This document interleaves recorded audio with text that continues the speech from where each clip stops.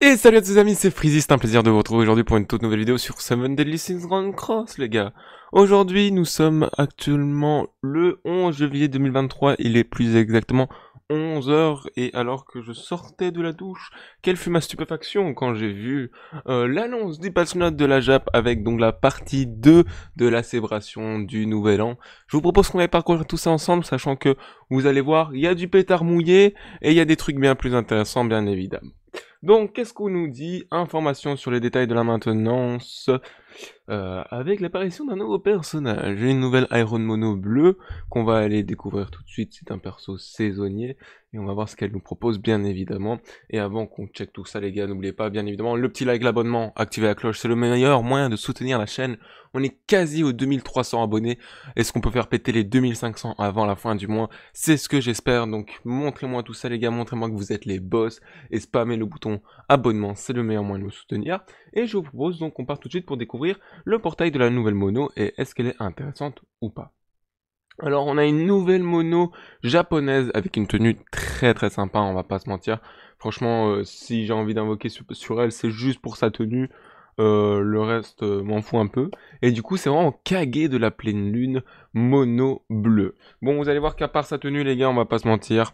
Voilà, c'est pas non plus le perso le plus insane de la Terre. Je vais vous faire la trad tout de suite en direct. Mais on part quand même sur du haut F tier, hein, très clairement. Euh... Hop.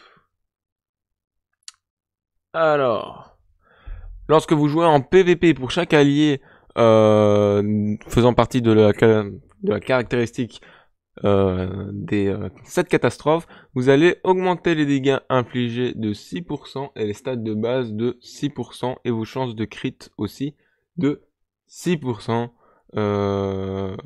pour les alliés donc des 7 catastrophes. Je vais quand même essayer de retraduire le passif, ça me paraît un peu particulier les gars. Donc voilà, pour chaque personnage, 7 calamités de votre côté, vous allez augmenter les stats de base des personnages 7 calamités de 6% et augmenter les dégâts infligés en fonction de vos chances de coup critique au début de la bataille. Oh, ça c'est intéressant, sachant que Mono, mine de rien, a une bonne stat de coup critique. Ça peut être très intéressant du coup. Je pense que ce sera surtout joué en guerre de guilde, hein, mais voilà, le fait est que, on va pas se mentir, pour vous les gars, vous allez voir que c'est un perso de toute façon pas très intéressant, vu que le portail est dégueulasse. Concernant son skill, il inflige des dégâts de pointe faible, donc des dégâts de faiblesse, encore une fois, à tous les ennemis en AOE.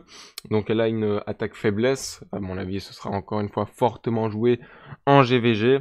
Et puis elle a un boost qui, après avoir affaibli après avoir supprimé les debuffs sur tout le monde, vous allez augmenter le taux de crit de 50% et les dégâts crit de 80% pendant 3 tours.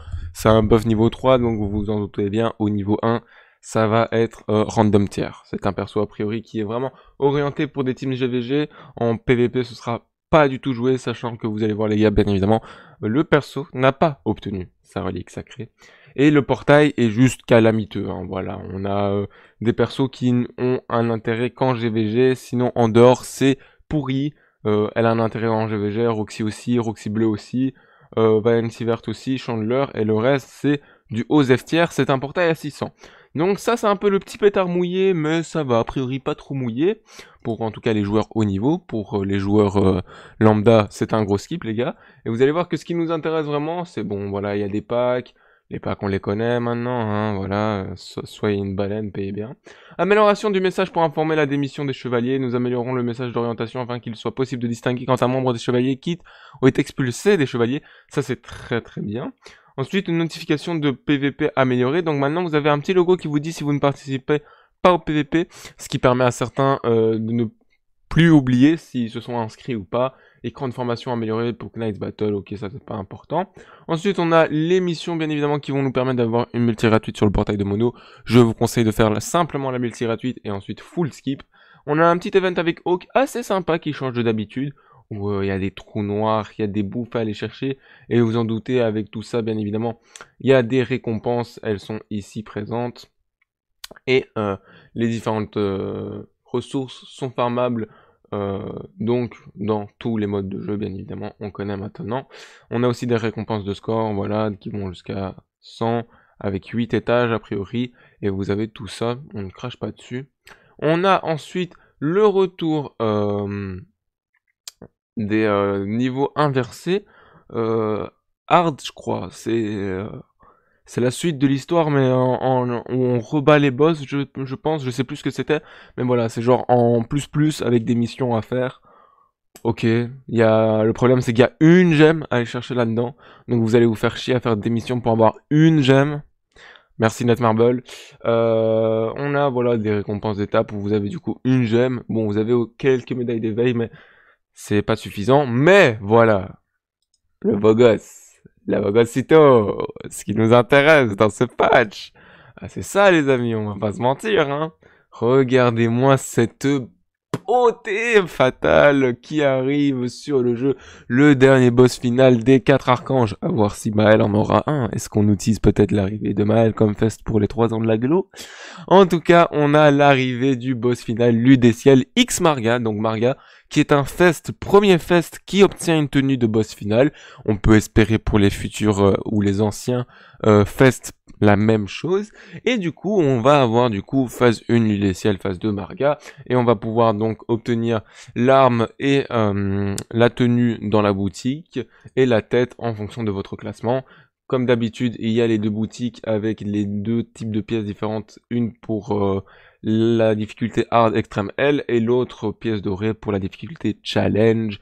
On a le système classique avec votre classement où vous allez bien évidemment chercher le 5% pour avoir les meilleures récompenses. On en fera bien évidemment un tuto. Si vous êtes hype par ce tuto, si vous avez envie d'avoir ce tuto, n'hésitez pas à me le dire dans les commentaires, sachant que les tutos boss finaux sont super bien accueillis. Et donc voilà, on va chercher le top 5%, le mieux à faire c'est de chercher le top 50%, ce qui est pas bien difficile, pour avoir la tête plus les 35 gemmes. Et ensuite, voilà, on a 8 gemmes pour la récompense de score, de très bonnes ressources qui sont sympas, qui nous attendent dans la boutique, on prend, c'est gratuit. Et ensuite, on a le boss Barouja qui revient et qui va nous permettre de obtenir nos dernières récompenses ici, avec nos 5 pierres d'artefacts. Vraiment, ce qui hype le plus, c'est ça. Hein. Les gemmes qui sont présentes, c'est là-dedans. Donc, je vous conseille bien évidemment soit d'acheter des cosmés avec, soit d'invoquer sur milieu, soit de stacker.